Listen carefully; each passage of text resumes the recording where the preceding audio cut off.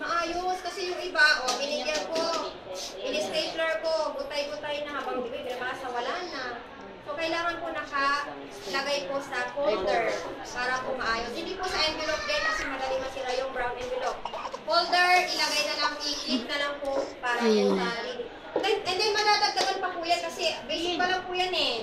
So, after ng dadagdagan po ulit ng reading materials and then, pagdating ng third grading, English naman po kasi mag-start tayo. Pero, siguro by second grading, kahit mag-start na po ako ng English para, po. So, ito ay, promise pa ito. Sige.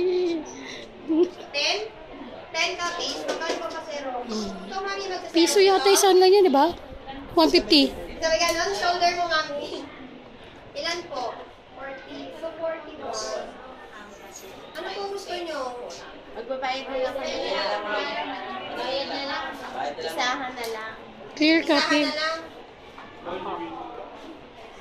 O, sige, ano na lang? Monday. O, ganito. Kung gusto nyo Monday, magpadala na lang kayo ng pera sa bata. Magkano ba ito? 10? 10 pesos. Magkano ba ano? Isa. 10 pesos. Hindi 20 na. Para may bayad. May sobra yung magpapakapi. O sige, ganito na lang. 15.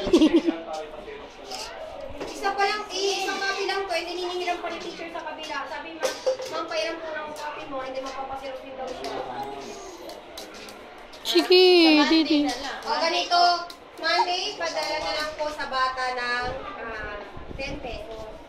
And then siguro may bibigay ko to ng magpapasirap pa Tuesday. Monday na ako.